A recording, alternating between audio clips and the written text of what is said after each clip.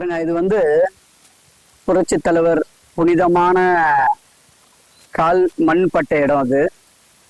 இது வந்து புனித ஸ்தலம் தான் நம்ம சொல்ல முடியும். காரணம் என்னன்னாக்கா, புரட்சி தலைவர் வந்து எவ்வளோ பேருக்கு உதவி செய்திருக்கிறாரு. இது இன்னும் அவர் வந்து யாருக்குமே உரிமை கொடுக்காம நம்மள மாரி எம்ஜிஆர் ரசிகர்களும் ஏழைங்களும் வரணுன்ட்டு தான். பாருங்க, இது வந்து அவங்களுடைய சாணகி அம்மாவுடைய நினைவு இது. வாங்க உள்ள போய் பார்க்கலாம். இது வந்து வள்ளலுடைய புரட்சி தலைவருடைய வீடு, ராமவரம் தோட்டம். புரட்சி தலைவர் இல்லத்திலிருந்து சொல்றேன். இது வரைக்கும் யாருக்கும் நன்கொடை வாங்காம இங்க நல்லா சந்தோஷமா புரட்சி தலைவரை கும்பிட வந்திருக்கிறோம். இந்த மண்ணில நம்ம கால் வைக்கிறது ரொம்ப பெருமையா இருக்கு. இதை வந்து நான் ஏன் சொல்ல வரேனாக்கா, நம்ம எவ்வளவோ புரட்சி தலைவர் புகழ் பாடலாம். ஆனா இந்த நம்ம புரட்சி தலைவர் மறுபடியும் புகழ் பாடணும்னாக்கா அவர் வழி நடக்கணும், அவர் மாரியே நடக்கணும். வர்ற எம்ஜிஆர் ரசிகர் இப்படி இருக்கணும்னு சொல்லணும், அந்த மாதிரி வாழ்ந்து காட்டணும். அதுதான் என்னுடைய ஆசை. அவரு மாரி புனிதர் யாரும் இல்லை. அவரு வந்து ஒரு புனிதரா இருந்தாரு, புனிதரா வாழ்ந்தாரு. மனுஷன் உயிரா இருக்கும்போது யாரும் மரியாதை கொடுக்கறதில்ல. செத்து பக்கத்துல தான் அவங்களுடைய உண்மை தெரியும்.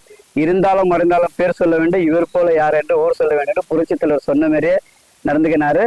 நம்மளும் புரட்சி தலைவர் ரசிகரா இருந்தா அது மாரி நடக்கணும். ஒரு 100% இல்லைன்னா 1% தான் நடந்துக்கணும்னு தான் என்னுடைய ஆசை. கார்ல போகும்போது அண்ணாவை தொட்டு இப்படி கும்பிட்டுட்டு தான் போவாராம்.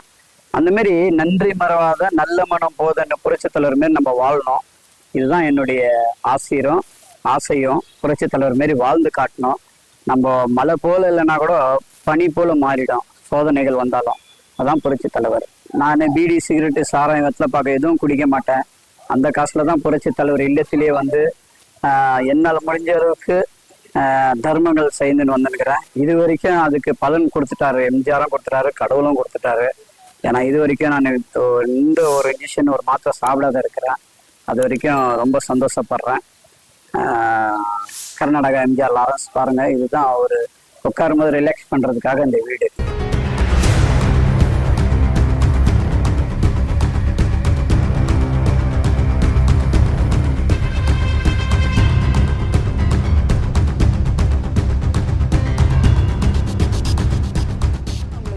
சொல்றேன், நம்ம இனிமே ஏழை பணக்காரு இவங்க இல்லாதப்பட்டவங்க இருக்கப்பட்டவங்க எல்லாமே வர்றது வேணாம்.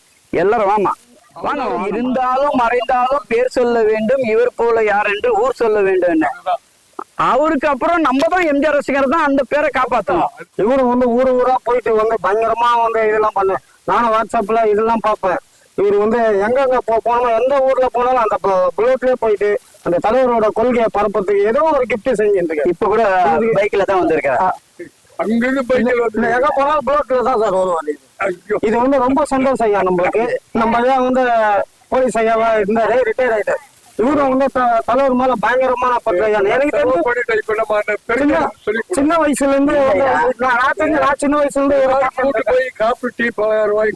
இவங்க வந்து மாந்தோட்டில் அண்ணா தேட்டாண்ட இவங்களுக்கு குரூப்பே இருக்கு சார். நாடோடி மன்னர் எம்ஜிஆர் பக்தர் எல்ஐசி குரூப்னு இருக்கு.